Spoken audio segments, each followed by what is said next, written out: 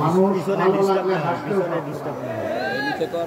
মানুষের মুখে একটা অদেখা তালা ঝুলিয়ে দেওয়া হয়েছিল। কেউ যখন সরকারের ভালো কাজের প্রশংসা করত, সরকার খুব পুরস্কৃত হতো। আবার কেউ যখন মন্দ কাজের সমালোচনা করত, আস্তে করে তাকে জেলে দিত। এরকম একটি ভয়ের সংস্কৃতি বিগত সরকার বাংলাদেশে চালু করেছিল। এরকম দেশ এবং সমাজ কখনো সভ্য শাসকের দেশ হতে পারে না। জনগণ সভ্য থাকলেও আমাদের শাসকরা সভ্য ছিলেন না। এই জন্য তারা জনগণকে সম্মান করতে পারেননি, ভালোবাসতে পারেননি, জনগণকে দেওয়ার কথা তারা রক্ষা করতে পারেননি। আজকে শুনি আওয়ামী লীগের একজন নেতা বলেছেন 30 সেকেন্ডের ভিডিও নাও, পুরো মঞ্চটা 30 সেকেন্ড। তারা 2009 সালে ক্ষমতায় আসার আগে বলেছিলেন আমাদেরকে ভোট দিলে 10 টাকা কেজি মূল্যে চাল উপহার দেব। তারা কি তাদের পুরো সময় 15 বছর 15.5 বছর 10 টাকা কেজিতে মানুষকে চাল দিতে পেরেছিল? পারেনি। আমি জাস্ট একটা উদাহরণ দিলাম।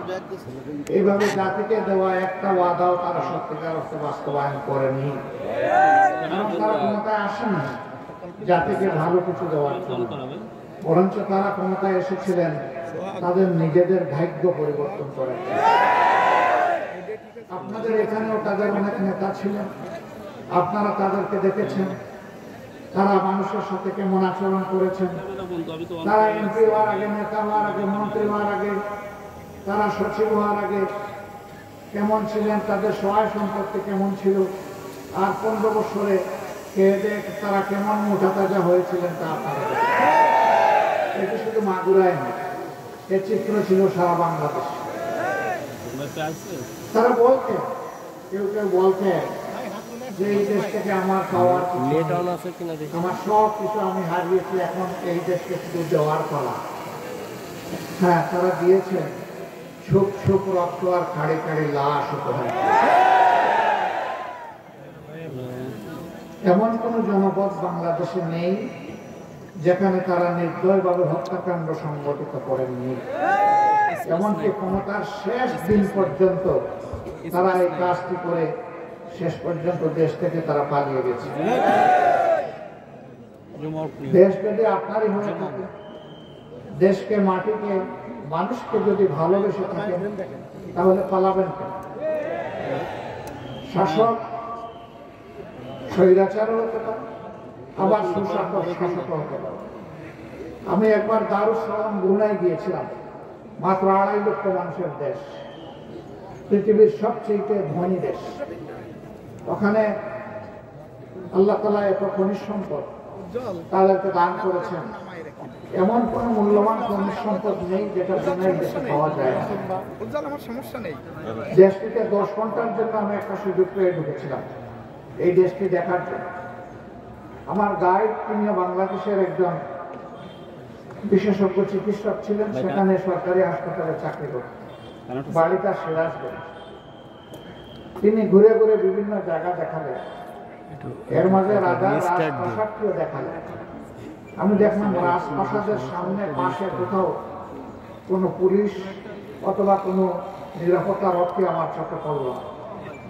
আমি ভালো করে খুঁজে খুঁজে দেখলাম, কোনো সিসি ক্যামেরাও দেখলাম।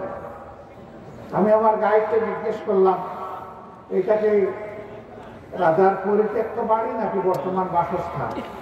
তিনি বললেন না, এখানেই তো তিনি বসবাস করেন। আমার মধ্যে এই দেশের রাজার কোনো নিরাপত্তার প্রয়োজন হয় না, ওই তিনি তার নিরাপত্তা আল্লাহর হাতে ছেড়ে দিয়েছেন। আমি বললাম যে কেন? তার দেশে তার কোনো দুশ্মন নাই। বলে দুশ্মন থাকবে কেন? তিনি তার মানুষকে এতটাই ভালোবাসেন যে মানুষ তার জন্য পাগল। এই জন্য তিনি কোনো মানুষ নিরাপত্তার প্রয়োজন অনুভব করেন না। আমি বললাম, সেই পাগলামের 2-1টা নিদর্শন আমাকে দেখাতে পারবেন? উনি বললেন যে হাঁটতে হাঁটতে আপনি নিজেই দেখে নেবেন। হঠাৎ করে একটা গাড়ি সামনের দিক থেকে আসছে, এই গাড়ির আগে পিছনে অন্য কোনো গাড়ি কিংবা মোটর বাইক নাই। বললেন যে ওই যে রাজা মহোদয় আসতেছে, আপনি আজকে একটা সালাম পেয়ে যাবেন। তিনি রাস্তা দিয়ে গাড়ি চালাচ্ছেন আর অনবরত তার দেশের জনগণকে সালাম দিয়ে দিয়ে তিনি যাচ্ছেন। নিজেই ড্রাইভার, একাই গাড়িতে বসে আছেন, তার কোনো দেহরক্ষী পর্যন্ত দেখলাম না গাড়িতে। এরপরে তিনি বললেন যে এরপর রাস্তা আপনি অতিক্রম করলেন, কোথাও কি কোনো ট্রেন নজরে পড়েছেন না? বললেন যে অন্য কোনো বাস আপনি দেখলেন পাবলিক ট্রান্সপোর্ট হিসেবে? আমি বললাম না, তাও তো দেখুন। বললেন যে কত মানুষকে আপনি রাস্তায় হাঁটতে দেখলেন? এটাও তো নজরে পড়লো না। তিনি বললেন যে এই দেশের প্রত্যেকটি শ্রমিকেরও ব্যক্তিগত একটা গাড়ি আছে। এমনকি বাংলাদেশ থেকে এখানে ৫৩,০০০ শ্রমিক, তিনি তখন বলেছিলেন আজ থেকে ৪ বছর আগে, ৫ বছর আগে ১৯ সালে, যে ৫৩,০০০ শ্রমিক বাংলাদেশেরও এখানে কাজ করে, তাদেরও প্রত্যেকের এখানে গাড়ি আছে, নিজস্ব গাড়ি। কারণ রাজা সব কিছু একাই লুটে ফুটে খায় না, আল্লাহ যে সম্পদ দিয়েছেন দেশের মানুষকে তা ভাগ করে। সন্ধ্যার পরে তিনি একটি গ্রাম এলাকায় আমাকে নিয়ে গেলেন, এটা তাদের ওয়াটার ভিলেজ, পানির উপরে, সমুদ্রের উপরে এই গ্রামটি তারা গড়ে তুলেছে। সেখানে গিয়ে দেখলাম কলেজ আছে, মাদ্রাসা আছে, ভালো ভালো মসজিদ আছে, ক্লাব আছে, খেলার মাঠও আর্টিফিশিয়ালি তৈরি করা হয়েছে। সামাজিক সমস্ত উপকরণ, মানুষের সুস্থ জীবন ধারণের জন্য হসপিটাল, সব কিছু আছে। আমি বললাম যে এরা জলভাগে থাকে কেন? তিনি জবাব দিলেন যে এরা ব্যক্তিগতভাবে মৎস্যজীবী, পেশাযুক্ত, পানির সাথে তাদের গভীর সম্পর্ক, পানি তারা ছাড়তে চায় না। রাজা বহুবার চেষ্টা করেছে স্থলভাগে নিয়ে যাওয়ার, তারা যাবে না। এই জন্য এখানেই তাদেরকে স্থলভাগ বানিয়ে দিয়েছে রাজা। এই সমস্ত সামাজিক উপাদানগুলো এখানে রাজা তাদেরকে দিয়ে দিয়েছে। এটি রাজতন্ত্রের দেশ, সেখানে ভোট নাই, জনগণ ভোট দেয় না, কিন্তু রাজা তার দেশের জনগণকে তার অন্তরে ধারণ করে। এই জন্য রাজার কোনো সিকিউরিটির প্রয়োজন হয় না, রাজা সিকিউরিটি তার আল্লাহর হাতে সঁপে দিয়েছে। আমি বললাম যে কিসের বলে এমন সুন্দর একটি দেশে গড়তে পারল, এমন সুশাসক, সুবিবেচনা প্রসূত একজন শাসক হতে পারল? বললেন যে এই রাজা ব্যক্তিগতভাবে একজন আলেম এবং কোরআনের হাফেজ, তিনি কোরআনের আইনে এই দেশটা চালান। আমাকে নিয়ে গেল 7 তারকা হোটেলে, চোখ লেগে তাকে হোটেলের দিকে তাকালে, কিন্তু মানুষের কোনো আনাগোনা লক্ষ্য করলাম না। জিজ্ঞাসা করলাম এমন কেন? একটি নয়নাভিরাম লেকের পাড়ে সুরম্য এই 7 তারকা হোটেল গড়ে তোলা হয়েছে। তিনি জবাব দিলেন এই দেশে আকাম কুকাম হয় না বলে অনেকে আসতে রাজি হয় না। প্রিয় ভাইয়েরা, আমি আবার জিজ্ঞেস করলাম আপনি কি অনুমান করে বলতে পারবেন যে এই দেশে বছরে কয়টা মানুষ খুন হয়? তিনি বললেন 1 জন। এই দেশে মানুষ স্বাভাবিক মৃত্যুবরণ করে, কেউ কাউকে খুন করে না। আমার নাম করে না কেন? মানুষ তো শুধু অর্থের জন্য মানুষকে খুন করে না, আরো তো বহু কারণে খুন করে। বলে যে এখানে শুধু রাজা না, প্রত্যেকটা মানুষ প্রত্যেকটা মানুষকে ভালোবাসে। এখানে বিদেশিরা যারা কাজ করে তারা মনে করে এটা তাদের দেশ। বাংলাদেশের শ্রমিকদের কাছে 5-7 জনের কাছে উনি নিয়ে গেলেন, ওদেরকে জিজ্ঞেস করলাম ভাই তোমরা কেমন আছো? ওই দেশের চাইতে এখানে ভালো আছে। তো সে যদি যে দেশে কাজ করতে গিয়েছে সেই দেশটাকে নিজের দেশের চাইতে চমৎকার মনে করে, তাহলে ওই দেশকে ভালোবাসবে না কেন সে? আমি জিজ্ঞেস করলাম দেশটা কি তোমাদের নাকি অন্যদের? বলে যে কয়টা মুহূর্ত আছে এই দেশ আমার, এই দেশ আমাদের। এই দেশ আমরা বলবো না যে গুনাইবাসী, আমরা এই দেশের নাগরিক মনে করি নিজেদেরকে, কারণ নাগরিকরা যে সমস্ত সুবিধা পায় সমান সুবিধা আমরা পাই। নাগরিকদের যেমন চিকিৎসা ফ্রি, আমাদেরও চিকিৎসা ফ্রি। নাগরিকদের ছেলে মেয়েদের লেখাপড়ার খরচ ফ্রি, আমাদেরও যাদের পরিবার আছে ছেলে মেয়ের লেখাপড়ার খরচ এখানে আমাদেরকে যোগান দিতে হয় না। এমন একটা সুন্দর দেশ, ছোট্ট মানুষের দেশ, সব মিলে 5.5 লক্ষ মানুষ সেখানে বসবাস। 3 লক্ষ মানুষ বাইরে থেকে সেখানে গিয়েছে বিভিন্ন কাজ এবং পেশা নিয়ে, আর 2.5 লক্ষ মানুষ তাদের দেশের জনগণ আবাল বৃদ্ধ বনিতা। এটি দুনিয়ার একটা চমৎকার মডেল। একমাত্র কারণ সেখানে কোরআন অনুযায়ী বিচারটা পরিচালনা হয়, আর সমাজে ন্যায় বিচার প্রতিষ্ঠিত আছে। এই জন্য সমস্ত মানুষ তার অধিকার সে সঠিকভাবে বুঝে পায়।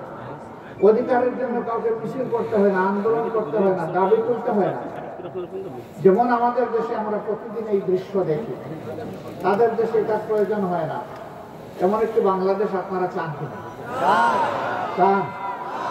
বাংলাদেশ জামাত ইসলামী এই ধরনের একটি বাংলাদেশ গড়ার জন্যই লড়াই করছে। আমাদের ইতিহাস দীর্ঘ লড়াই এবং সংগ্রামের। আমাদের সাংগঠনিক জীবন 61 সাল থেকে বিবেচনা করলে আজকে 84 বছর। অনেকে বলে জামাত কি একটা ব্যর্থ দল যে 84 বছরের মধ্যে একবার ক্ষমতায় যেতে পারলো না, অথচ অনেকে দল গঠন করে ক্ষমতায় থাকা অবস্থায় আবার তারা বারবার ক্ষমতায় আসে, আবার কেউ ক্ষমতায় বাইরে থেকেও দল গঠন করে ক্ষমতায় এসেছে। জামাত কেন পারলো না? হ্যাঁ, এটি জামাতের দুর্বলতা ধরে নিতে পারে। জামাত যে আদর্শের দল দেশ গঠন করতে চায়, সেই আদর্শটা ব্যাপকভাবে জনগণের আগে আমরা ছড়াই দিতে পারি না। আলহামদুলিল্লাহ, এখন দেশের জনগণ সব দেখেছে। এই দেশ দফায় দফায় যারা শাসন করেছেন তাদের সকলকে দেখার সুযোগ জনগণের হয়েছে। এমনকি এক সময় আমাদেরও দুজন শীর্ষ দায়িত্বশীল সরকারের মন্ত্রী ছিলেন, তাদেরকে দেশের জনগণ দেখার সুযোগ পেয়েছে। আমরা অন্যদের ব্যাপারে কিছুই বলবো না, মহান আল্লাহ শুকরিয়া আদায় করে বলবো যে আমাদের তখনকার আমির এবং সেক্রেটারি জেনারেল দুইজন পর্যায়ক্রমে 3টা মন্ত্রণালয় তারা সেবা দিয়েছেন মন্ত্রী হিসাবে। আলহামদুলিল্লাহ, তাদের কোনো নির্দিষ্ট দুঃসময় বলতে পারেনি যে তাদের মন্ত্রণালয়ে দুর্নীতি কিংবা ষড়যন্ত্র ছিল। এর কারণ হচ্ছে জামাত ইসলামী কোরআনের আলোকে এই পরিচয় লোকে গঠন করেছে।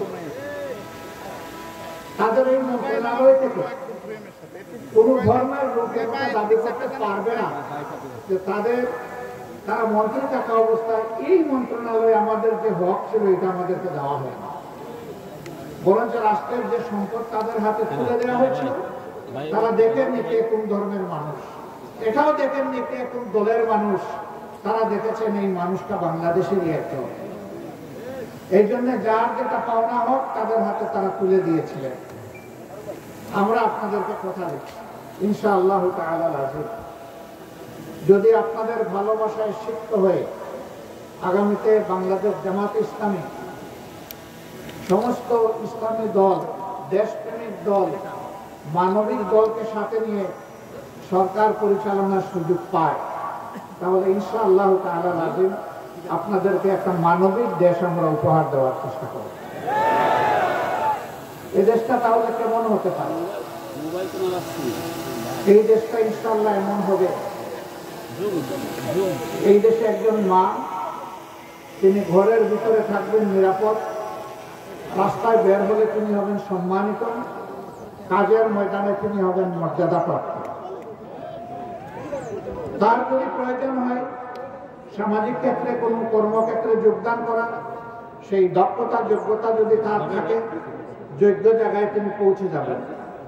এখনো তারা পেশাগত দায়িত্ব পালন করেন, কিন্তু দুটি জিনিস আমাদের সমাজ দুঃখজনকভাবে তাদেরকে দিতে পারেন। একটি হচ্ছে তাদের সম্মান, আরেকটি হচ্ছে তাদের নিরাপত্তা। আমরা কথা দিচ্ছি মায়েরা সেদিন নিরাপত্তা এবং সম্মানের সাথে ইনশাআল্লাহ তাদের দায়িত্ব পালন করবে এবং জাতি গঠনের তারাও সমান্তরালে অবদান রাখবে। আমাদের মায়েরা রাসূল করিম সাল্লাল্লাহু আলাইহি সাল্লামের সাথে থেকে যুদ্ধ করেছে। আমাদের মায়েরা মহান শিক্ষকের দায়িত্ব পালন করেছেন, যারা ছিলেন রাসূল করিম সাল্লাল্লাহু আলাইহি সাল্লামের সম্মানিত স্ত্রী আমাদের মা। তারা ব্যবসা করেছে, সমাজ পরিচালনায় তারা ভূমিকা রেখেছেন। রাসূল করিম সাল্লাল্লাহু আলাইহি সাল্লাম যতদিন জীবিত ছিলেন তাকে পরামর্শ দিয়েছেন। তিনি যখন দুনিয়া থেকে বিদায় নিয়েছেন 4 খলিফাকে তারা পরামর্শ দিয়েছেন। অতএব রাষ্ট্রের সকল ক্ষেত্রে মায়েরা লেগেছিল। এখন বলবেন সেই যুদ্ধে কি শুধু মুসলমানরাই অংশগ্রহণ করতে পারবে না? রাসূল করিম সাল্লাল্লাহু আলাইহি সাল্লামের সাথে যুদ্ধে সেই দেশে বসবাসকারী অন্য ধর্মের লোকেরা সমান তালে থেকে দেশের শত্রুর বিরুদ্ধে লড়াই করেছে। সুতরাং এইখানে দল নয়, ধর্ম নয়, দেশ আমাদের সবার। এই নীতির ভিত্তিতে যার যেটা অধিকার তার হাতে সেটা তুলে দেওয়া হবে ইনশাআল্লাহ। অনেকে বলে যে মায়েদেরকে আমরা কোণঠাসা করে ঘরের ভিতরে রাখবো, মোটেই না। রাসূল করিম সাল্লাল্লাহু আলাইহি ওয়াসাল্লাম সকল কর্মক্ষেত্রে মর্যাদার সাথে, নিরাপত্তার সাথে তাদেরকে যেমন কাজের সুযোগ তৈরি করে দিয়েছিলেন, আমরাও তাদের প্রতি চরম সম্মান রেখে আমরাও সেইভাবে সুযোগ দেবো ইনশাআল্লাহ। আজকে দেশের শিক্ষা ব্যবস্থা বিধ্বস্ত। মানুষ আগে গ্রাম এলাকায় দেখতাম একজন লোক এন্ট্রান্স, ম্যাট্রিকুলেশন, এসএসসি পাস করার পরে তার বাড়িতে দৌড়েই আসতো তাকে দোয়া দেওয়ার জন্য, একটু দেখার জন্য যে আমার এলাকার একটা ছেলে এই লেভেলে পাস করেছে। আরো উপরে উঠে মানুষের শ্রদ্ধা ভালোবাসা আরো বেড়ে যেত। আর এখন শিক্ষিত মানুষ দেখলে নিরীহ মানুষ আয়াতুল কুরসি পড়ে বুকে ফুটে। হ্যাঁ, সবাই না, শিক্ষিত মানুষের মধ্যে অনেক ভালো মানুষ আছে, কিন্তু বেশিরভাগ এই সমাজের অবস্থা তাই। যার কলমের জোর যত বেশি, তিনি জনগণের সম্পদ তত বেশি চুরি করেন। তাদের মধ্যে যারা সৎ, দক্ষ, তাদেরকে এই সমাজ কোণঠাসা করে রাখে। বেটা নিজেও খাবি না, আমারও খাওয়াবি না, তোর কোনো দরকার নেই। পেট করে তুইও খা, আমারও দে। কিভাবে আনলে আমি তা জানবো না, তোর কাছ থেকে জানতে চাইব না। এটাকে হারাম না হারাম এটা আমার জানার কোনো দরকার নাই। আমার আরো চাই, আরো চাই। এই সব নিয়ে শেষ পর্যন্ত আমি পালাই। অবশ্য আমার আগে টাকা পালাই যায়। এরকম লোক বাংলাদেশে আছে না? বাস করে বাংলাদেশে, চাকরি করে বাংলাদেশে, নেতৃত্ব দেয় বাংলাদেশে, টাকা জমায় বিদেশে। নিজের দেশে ঘর বাড়ি ভালো করে বানায় না, কিন্তু বিদেশে বেগম পাড়া তৈরি করে। এরকম লোক আছে না? বাংলাদেশের গত 15-15.5 বছরে 26 লক্ষ কোটি টাকা বাংলাদেশ থেকে তারা চুরি করে বিদেশে পাচার করেছে। এই সব টাকা জাল ফেলে তন্ন তন্ন করে খুঁজে বাংলাদেশে ফেরত আনতে হবে। এবং এটা জনগণের হক। তারা জনগণের হক মেরে এই টাকা চুরি করে বিদেশে পাঠিয়েছিল। এটা সমন্বিতভাবে জনগণের কল্যাণে, উন্নয়নে সেটা ব্যয় করতে হবে। আমাদের দেশে আরেকটা অসভ্য সংস্কৃতি আছে, এটি হলো নেতা যত বড় তার এলাকায় উন্নয়ন হবে তত বেশি। তো শুধু কি তার এলাকার জনগণের ট্যাক্সের টাকায় উন্নয়ন হয়? সারা বাংলাদেশের জনগণের টাকায় হয়। এমনকি ভিক্ষুকের ট্যাক্সের টাকাও এখানে আছে।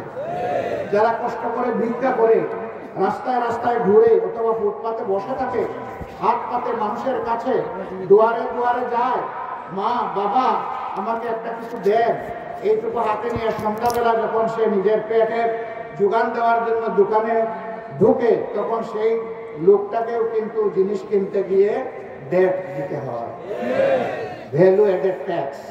কেনার সাথে সাথে ট্যাক্স পরিশোধ। এই ট্যাক্সটাই বাংলাদেশের বর্তমান আয়ের মেইন উৎস, রেভিনিউর মেইন উৎস হচ্ছে এই ট্যাক্স।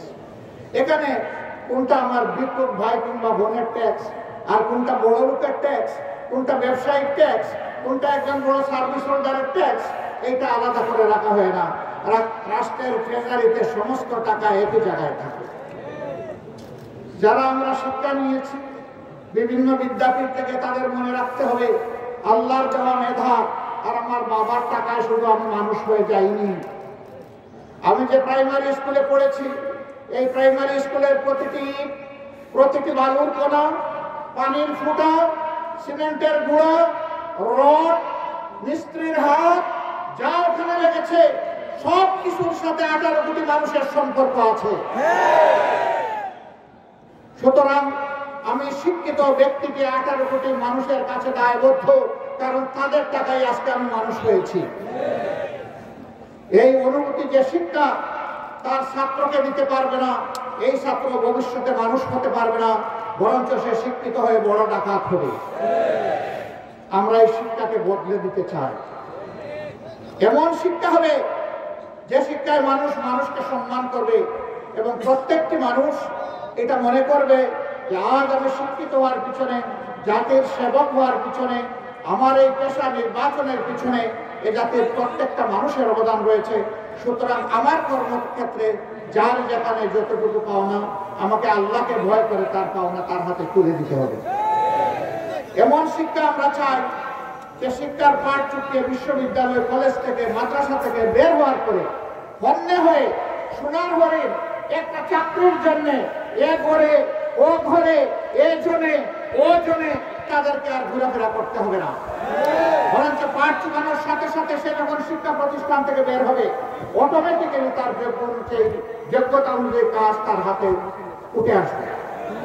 এইভাবে আমরা প্রত্যেকটা যুবক যুবতীর হাতে দেশ গড়ার কারিগরের হাতে পরিণত করতে চাই। আমরা এমন একটি দেশ চাই যেখানে কথা বলার ন্যায্য স্বাধীনতা থাকবে। আমি শব্দটা ব্যবহার করছি, ন্যায্য স্বাধীনতা। আমরা সীমাহীন অন্যায্য স্বাধীনতায় বিশ্বাসী নই। যেই স্বাধীনতা অপরের চরিত্র হনন করে, মিথ্যা গুজব ছড়ায়, একজনের বিরুদ্ধে হিংসা ছড়ায়, আমরা ওই কথা বলার অধিকার দিতেও চাই না, কাউকে দেখতেও চাই।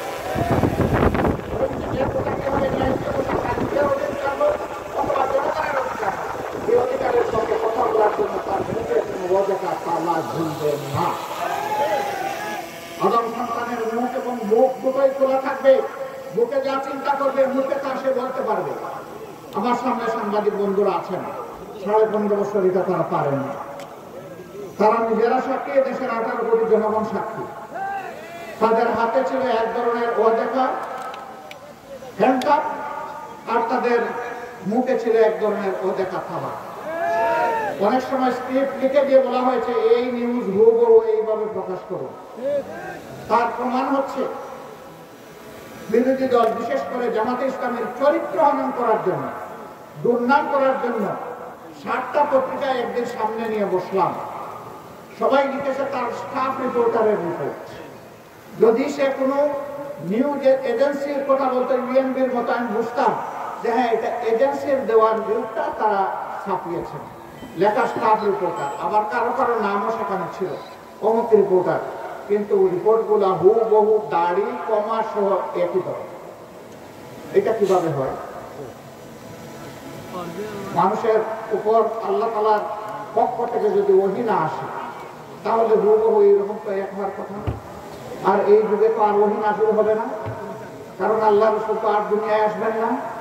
আল্লাহ তাআলা তো কোরআনের শেষ আয়াত, যেটা সূরা মায়েদার 3 আয়াত, আল-ইয়াওমা আকমালতু লাকুম দীনাকুম ওয়া আতমামতু আলাইকুম নি'মাতি ওয়া রাদিতু লাকুমুল ইসলাম দীনা, এটা বলে পরিষ্কার জানিয়ে দিয়েছেন আজকের দিনের পরে আর কোনো ওহী নাযিল হবে না। রাসূল করিম সাল্লাল্লাহু আলাইহি ওয়াসাল্লাম যখন বিদায় হজ্জে ছিলেন তখন এই আয়াত নাযিল হয়েছিল। এরপরে আর কোনো আয়াত নাযিল হয় নাই। এর মাধ্যমে আল্লাহ তাআলা মানব জাতির জন্য সমস্ত কল্যাণ কালামে হাকিমে দিয়ে রেখেছেন। সুতরাং নতুন করে আর কিছু পাঠবার প্রয়োজন নেই। তাহলে এই রিপোর্টগুলো মিলে গেল কেন? কারণ তাদেরকে বাধ্য করা হয়েছে রিপোর্ট সরবরাহ করতে। তারা হয়তো তখন জানারও সাহস করেননি যে এই রিপোর্ট কে তৈরি করছে, কার নামে আমরা লিখবো। এমন ভীতির অবস্থা, সংস্কৃতি এই সমাজে চালু করা হয়েছিল। আমরা এমন একটি দেশ চাই, সাংবাদিক বন্ধুরা যা কালো দেখবে নির্ভয়ে বলবে তুমি কালো, আর যাকে ভালো দেখবে নির্ভয়ে বলবে তুমি সাদা। এই সাদাকে সাদা বলার এবং কালোকে কালো বলার এই বাক স্বাধীনতা আমরা নিশ্চিত করতে চাই। সম্মানিত বন্ধুরা, বিচারের অঙ্গনে আজকে বিচার কাঁদে, মানুষ বিচার পায় না, ঘুষের রমরমা বাণিজ্য হয়, বিচারপতিরা ঘুষ খায়। বলবেন তার কোনো প্রমাণ আপনার কাছে আছে? হাজার প্রমাণ আছে। সর্বশেষ প্রমাণ হচ্ছে বিচারপতি শামসুদ্দিন চৌধুরী মানিক। তিনি বাংলাদেশ থেকে ভারতে পালাতে লেগেছিলেন, সিলেটের বর্ডারে জালে তিনি ধরা খেয়েছিলেন। আর যখন হুঁশ ফিরে এসেছে, জনগণ জিজ্ঞেস করেছিল আপনি এইভাবে একা একা পালাচ্ছেন, সাথে কোনো ব্যাগ বাটরাও নাই। উনি বলেছে ছিল তো, আপনার কোনো ব্যাগ তো দেখছি না। তাইলে যারা আমাকে নিয়ে এসেছিল তারা বোধহয় নিয়ে পালিয়ে গেছে, আমি পালাতে পারলাম না, তারা চলে গেল। লোকজন জিজ্ঞেস করলো ব্যাগের ভিতরে কি ছিল, কাপড় চোপড়? কিছু ছিল, আর ৭৬ লক্ষ টাকা ছিল। আপনি ৭৬ লক্ষ টাকা পেলেন কোথায়? নিশ্চয়ই আপনি গোলাবাজি দলবাজি করতে গিয়ে এই টাকা অন্যায়ভাবে আপনার পকেটে ঢুকেছে। নিশ্চয়ই আপনি যখন বিচার করেছেন তখন সেই টাকা এখানে এসেছে, কারণ আপনার অ্যাকাউন্টে আপনি যখন অবসরে গিয়েছেন তখন অবসরের যত সুযোগ সুবিধা পেয়েছেন আমরা ইতিমধ্যে চেক করেছি, সেটা আপনার অ্যাকাউন্টে জমা আছে। তাই যে বকরার টাকাটা আসলো কোথায়? যখন আপনি ছিলেন তখন বৈধ টাকাও নিয়েছেন, আবার অবৈধ টাকাও নিয়েছেন। আমরা এমন বিচার নিশ্চিত করতে চাই যেখানে কোনো বিচারক, রাষ্ট্রের কোনো কর্মকর্তা, কোনো কর্মচারী তারা ঘুষের দিকে হাত বাড়ার দুঃসাহস দেখাবে না। যদি কেউ হাত বাড়ায় তার সেই হাত ভেঙে অবশ করে দেওয়া হবে। ঘুষের দিন শেষ।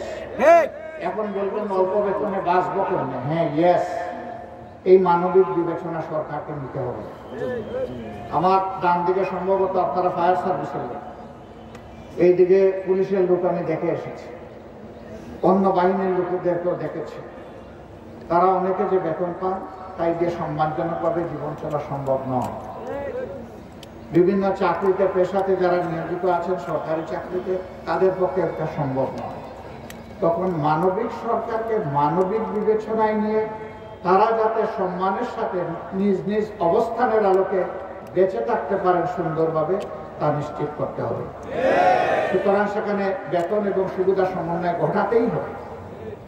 আজকে এটা না ঘটানোর কারণে এই লোকেরা, মাফ করবেন আমাকে, ওনারা যদি কারো হাত থেকে 2 সেট টাকা নেয় এটা এমন কিছু না, কিন্তু উপরে যারা বসে আছে এক কলমের কোথায় মিলিয়ন মিলিয়ন টাকা বাংলাদেশ থেকে চলে যায়। যদি তাদেরকেও সম্মানজনকভাবে প্রোভাইড করে বলা হতো সাধু সাবধান, হাত দিবেন না ডানে কিংবা বামে, শুধু সিরাতুল মুস্তাকিম সামনে দেখবেন, আগামী মাসের 1 তারিখ যেটা পাবেন ওটার উপরেই সন্তুষ্ট থাকবেন, ডানে বামে তাকাবেন না, তখন নিশ্চয়ই তারা তাকাতেন না। কারণ তারা সম্মানজনকভাবে বাঁচার তারা নিশ্চয়তা পেয়েছেন সমাজ থেকে, রাষ্ট্র থেকে, সরকার থেকে। ইনশাআল্লাহ মানবিক সরকার সেই দায়িত্ব পালন করবে। এইভাবে আমরা একটা সমন্বিত বাংলাদেশ গড়ে তুলতে চাই, যে কোথাও দুঃশাসন হবে না, দুর্নীতিও চলবে না। এই 2 অপদার্থ ক্যান্সারকে সমাজের যদি আমরা সমাজ থেকে তাড়াতে না পারি তাহলে স্বপ্নের বাংলাদেশ কেউ কোনোদিন গড়তে পারবে না। এই দুঃশাসন এবং দুর্নীতিকে যে কোনো মূল্যে সমাজ থেকে নির্মূল করতে হবে ইনশাআল্লাহ। আজকে খুশি হয়েছে এখানে যখন বসলাম দেখলাম একটু বৈষম্য আছে। আমাদেরটা লাল, আপনাদেরটা নীল, এটা একটা বৈষম্য। আপনাদের পায়ের নিচে দেখেন নীল আছে, আমাদের এটা লাল। আপনারা নিচে বসেছেন, আমরা উপরে, কিন্তু আল্লাহ তাআলা একটা সমতা এনে দিয়েছেন। এবার সূর্য আমাদের দিকে, আপনাদের দিকে না। আমার পাশের একজন বন্ধু আমাকে বললেন একটা ছাতা দিব কিনা, আমি মনে মনে ভাবতেছি কত ছাতা দেব। এখন তো বৈষম্য বিরোধী আন্দোলন চলতেছে এবং আমরা সবাই বৈষম্যের পক্ষে, তাই না? আল্লাহ তাআলা 2 দিক থেকে কিছু সমতা এনে দিয়েছেন একজনে, আলহামদুলিল্লাহ। আমরা ইনশাআল্লাহ সেই বৈষম্যের সমাজ গড়ব, এটা আমরা অঙ্গীকার করব। তাহলে 2009 সালে 25 এবং 26 ফেব্রুয়ারি ঢাকার পিলখানায় 57 জন কমিটির সেনা অফিসারকে হত্যা করার মধ্য দিয়ে যে হত্যা, ধর্ষণ, গুম এবং লুটের সংস্কৃতি আর রাজনীতি শুরু হয়েছিল, তার কবর রচনা হবে ইনশাআল্লাহ। আর আমাদের সন্তানেরাও রাজনীতির নামে একটাই স্লোগান দিয়েছে, উই ওয়ান্ট জাস্টিস। আমরা বৈষম্য চাই না, আমরা ন্যায় বিচার চাই। আমরা শহীদদের আত্মাকে কথা দিচ্ছি, আল্লাহ তাআলাকে কথা দিচ্ছি, শহীদদের বেঁচে থাকা আপনজনকে কথা দিচ্ছি, আহত বন্ধু ভাই বোনদেরকে কথা দিচ্ছি। তোমাদের স্বপ্নের সেই সাম্যের বাংলাদেশ গড়ার জন্য আমরা অঙ্গীকারবদ্ধ। এতে যদি আরো বছর লাগে অপেক্ষা করতে রাজি আছি, কিন্তু লড়াই ছেড়ে দেব না। এই লড়াই আমাদের অব্যাহত থাকবে। এই লড়াই ইনশাআল্লাহ এবার জনগণকে আমরা পাশে পাবো, কারণ ইতিমধ্যে জনগণ জানান দিয়েছে যে আমরা চাঁদাবাদ মুক্ত, দখলদার মুক্ত, বৈষম্য মুক্ত, ন্যায় এবং সাম্যের একটি বাংলাদেশ চাই। আমরা আপনাদেরকে কথা দিচ্ছি, অতীতে আমরা চাঁদাবাজি করি না, এখন আমরা করছি না, ভবিষ্যতে ইনশাআল্লাহ আমরা করবো না। নিজেরা যখন চাঁদাবাজি করবো না, যদি আল্লাহ তাআলা আমাদেরকে এই দেশ পরিচালনার সুযোগ দেন, কাউকে চাঁদাবাজি করতে দেব না। আমরা কোনো জায়গায় দখল বাণিজ্য চালাই না এবং কাউকে আগামীতে অবৈধ দখল বাণিজ্য চালাতে দেওয়া হবে না। আমরা মানুষকে ভিন্ন চোখে দেখি না। 19 সালে সম্ভবত প্রথম আলোর একটা রিপোর্ট আমার দৃষ্টি আকর্ষণ করলো, কিরণবালার বয়স কত হলে তিনি একটি বয়স্ক ভাতার কার্ড পাবেন। কৌতূহল নিয়ে আমি রিপোর্টটা পড়লাম, দেখলাম যে এই মহিলার বয়স 108 বছর সেখানে লেখা হয়েছে। আমি ভাবলাম যে 65 হলেই তো ওনার পাওয়ার কথা, তাহলে উনি পাচ্ছেন না। আমি মাগুরাবাসী ওনার বাড়ি দেখলাম শ্রীপুর, আমি যদি ভুল করে না থাকি, কিরণবালা শ্রীপুর ওনার বাড়ি। আমি বললাম যে যান ওনার বাড়িতে যান, খবরটা নেন, বিষয়টা সত্য কিনা। তারা আমাকে জানালেন হ্যাঁ বিষয় সত্য।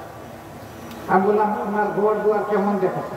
বললেন যে বিধ্বস্ত, বিপুল সংখ্যক মানুষের ঘর, তারা সম্মানের সাথে বসবাস করার মতো এটা উপযোগী নয়। আমি বললাম যে এই গ্রামের সবচেয়ে উন্নত মানের যে ঘর আছে, সেই সমপরিমাণ মানের একটা ঘর আপনারা বানান। এই ঘর যখন সম্পন্ন হবে ঘরের কাজ, তখন আমি দেখতে আসবো এবং তাদের দোয়া নিতে আসবো। অ্যাকর্ডিংলি আমি আসলাম। আসার পরে কিরণবালা একটা সাদা ধবধবা শাড়ি পরে আসলেন, তার সাথে প্রায় সমবয়স্ক আরেকজন আসলেন। আমি প্রথমে ভেবেছি দুইজন দুটো আপন বোন, ছোট বোন বড় বোন হবে। তারা পাশাপাশি বসেছেন। আমি জিজ্ঞেস করলাম যে আপনাদের কার কি পরিচয়? কিরণবালা তখন বললেন যে আমি কিরণবালা আর এ আমার মেয়ে। মানে মেয়ের বয়সটা ওই মধ্যে, তিনি অত্যন্ত বয়স্ক হয়ে গিয়েছেন। সম্ভবত তারা বলেছিলেন মেয়ের বয়স 94 বছর, তাও 100-র কাছাকাছি। তাদের হাতে ঘরের চাবি তুলে দেওয়ার পরে জিজ্ঞেস করলাম যে আপনাদের পেশা কি দিয়ে আপনাদের সংসার ছিল?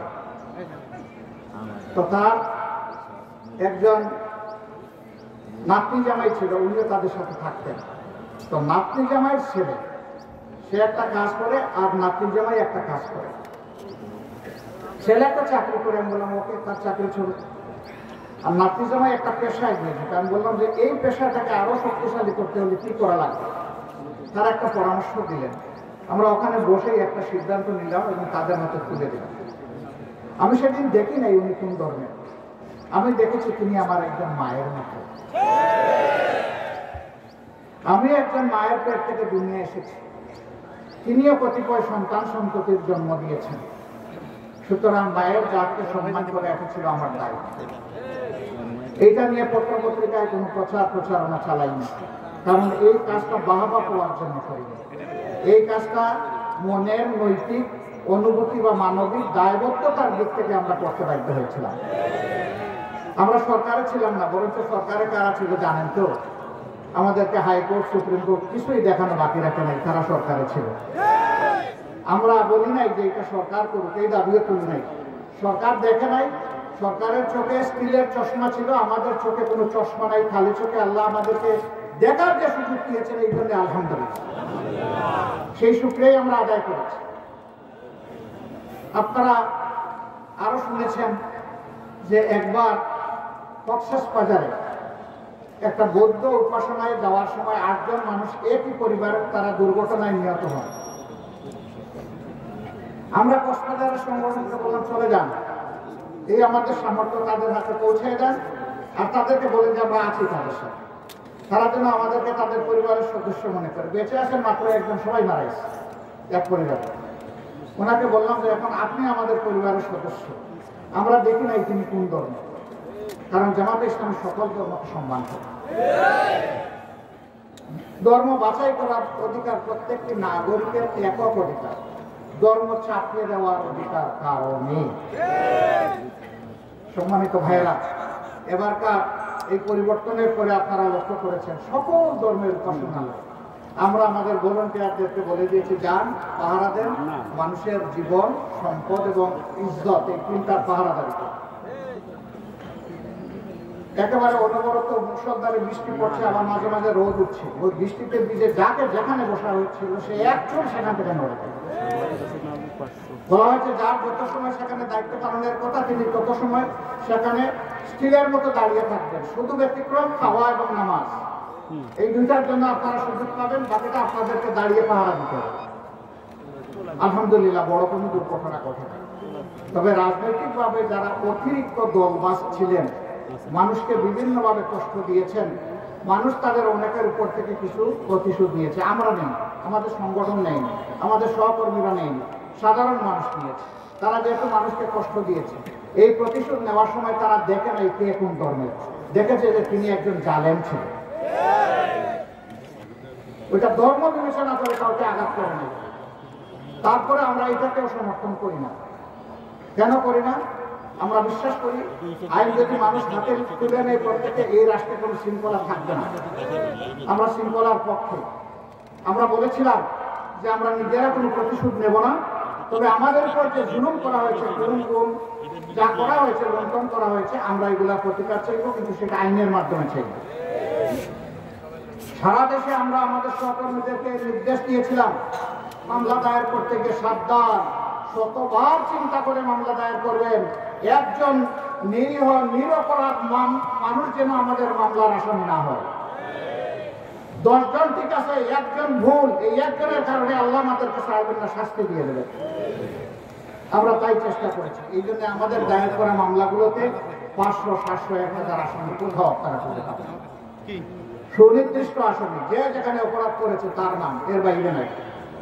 তিনি যেই হোক না কেন তার নাম বাদ দেওয়া হয়, কারণ মুখের দিকে তাকানো হয়। আবার বাণিজ্যেরও কোনো ইচ্ছা আমাদের ছিল না। যারা বিভিন্নভাবে আমাদেরকে অর্থনৈতিকভাবে শোষণ করেছে, লুণ্ঠন করেছে, এখন তাদেরকে কাবুতে ফেলে এখান থেকে কিছু উদ্ধার করি, এটা আমাদের উদ্দেশ্য। কারণ আল্লাহ রিজেকের মালিক, আমার রিজেক কেউ কেড়ে নিতে পারে নাই, পারবেও না। যারা নিয়েছে তারা ছুট, হয় আমি দুনিয়ায় পাবো না, হয় আখিরাতে আমি আমার সম্পদ ফেরত পাবো ইনশাআল্লাহ। আমার সম্মানিত ভাইরা, সেই স্বপ্নের মানবিক বাংলাদেশটা আমরা করতে চাই। আপনারা কি এই দেশ গড়ার কাজে আরেকবার শপথ নিতে পারবেন?